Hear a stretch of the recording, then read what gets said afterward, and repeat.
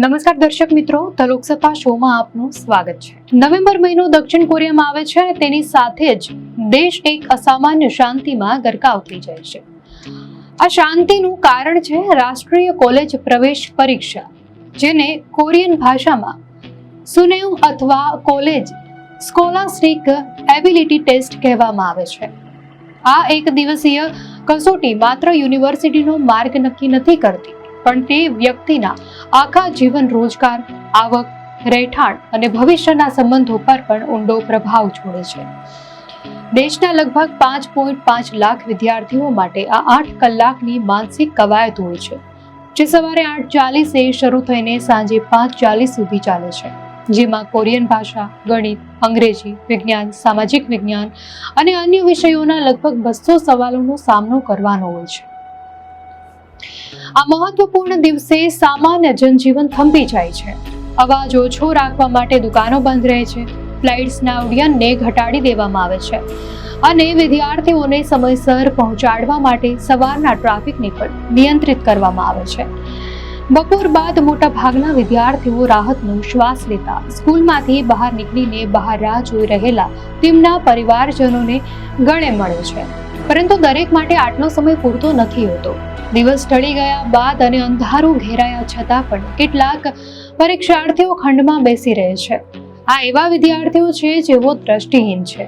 ગંભીર દ્રષ્ટિની સમસ્યા ધરાવતા વિદ્યાર્થીઓને સામાન્ય પરીક્ષાર્થીઓ કરતાં 1.7 ગણો વધુ સમય મળે છે। જો તેઓ વધારાની વિદેશી ભાષાનો વિભાગ પસંદ કરે તો તેમની પરીક્ષાનો સમયગાળો લગભગ 13 કલાક જેટલો લાંબો થઈ જાય છે। સવારથી મોડી રાત સુધી ચાલતી આ કસોટીમાં કોઈ લંચ કે ડિનર બ્રેક આપવામાં નથી આવતો। સતત પ્રશ્નો હલ કરવાનું ચાલુ રાખવું પડે છે। આંધ વિદ્યાર્થીઓ માટે સમયની લંબાઈની સાથે અન્ય એક મોટો પડકાર છે બ્રેઇલ પ્રશ્નપત્રોનો જંગી જથ્થો। દરેક વાક્ય, સંકેત અને ગ્રાફને બ્રેઇલમાં રૂપાંતરિત કરવાથી એક પ્રશ્નપત્રની બુકલેટ સામાન્ય પુસ્તિકા કરતાં 6 થી 9 ગણી વધારે જાડી બની જાય છે। સિઓલ હેન્ડમેડ સ્કૂલ ફોર ધ બ્લાઇન્ડના 18 વર્ષના હાન ટોંગ હ્યુન જેવા વિદ્યાર્થીઓ માટે, જેઓ જન્મથી સંપૂર્ણપણે દૃષ્ટિહીન છે, આ એક ભગીરથ કાર્ય છે। ટોંગ હ્યુન જણાવે છે કે આટલો લાંબો સમય પરીક્ષામાં બેસી રહેવું ખરેખર થકવી નાખનારું હોય છે, પણ તેની સામે કોઈ વિકલ્પ નથી। કોરિયન ભાષાનો વિભાગ તેમના માટે સૌથી કઠિન હોય છે, કારણ કે તેના 16 પાનાના સામાન્ય પુસ્તકનું બ્રેઇલ સંસ્કરણ લગભગ 100 પાનાનું બની જાય છે। સ્ક્રીન રીડિંગ સોફ્ટવેરની મદદ લેવા છતાં બોલાયેલી માહિતી સાંભળતા જ ગાયબ થઈ જાય છે, તેથી તેમને દરેક માહિતી યાદ રાખવી પડે છે। વળી ગણિતમાં જટિલ ગ્રાફ અને કોષ્ટકોને માત્ર આંગળીઓથી સ્પર્શ કરીને સમજવા પડે છે। જો કે 2016થી હાન્સોન નામના બ્રેઇલ નોટટેકરના ઉપયોગની પરવાનગીએ ગણતરીઓ કરવાનું થોડું સરળ બનાવ્યું છે। અને એક વિદ્યાર્થી ઓ ચોંગ વોન કહે છે કે બપોરના ભોજન પછીનો સમય સૌથી કપરો હોય છે। સાંજે 4-5 વાગ્યાની આસપાસ જ્યારે અંગ્રેજી અને કોરિયન ઇતિહાસના સેક્શનનો વારો આવે છે, ત્યારે સામાન્ય રીતે રાત્રિ ભોજનનો સમય હોય છે અને તે સમયે સવાલનો હલ કરવાથી થાક ખૂબ વધી જાય છે।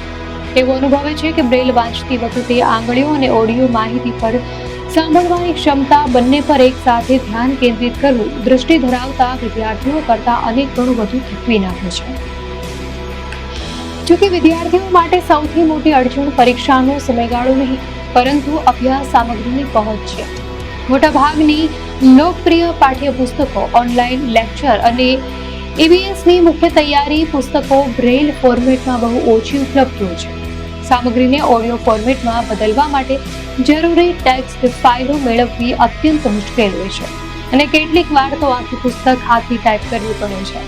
વળી રાષ્ટ્રીય પરીક્ષા માટેની મુખ્ય EBS પુસ્તકોના બ્રેઇલ સંસ્કરણો અન્ય વિદ્યાર્થીઓ કરતાં મહિનાઓ મોડા ઓગસ્ટ કે સપ્ટેમ્બરમાં મળે છે, જેથી તેમની તૈયારી પાછળથી શરૂ થાય છે। આ પડકારો છતાં વિદ્યાર્થીઓનું ધૈર્ય કાબિલે તારીફ છે।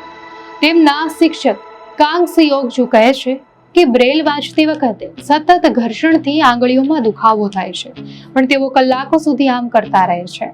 જોંગવોન આ પરીક્ષાને માત્ર પ્રવેશ કસોટી નહીં, પણ ધૈર્યની પરીક્ષા ગણાવે છે, જે તેમના આત્મસંયમને મજબૂત બનાવવાની પ્રક્રિયા છે। આખરે આ સુને ઊંઘ માત્ર એક પરીક્ષા નથી, પણ તેમના વર્ષોના સંઘર્ષ અને અખૂટ મનોબળની સાક્ષી છે.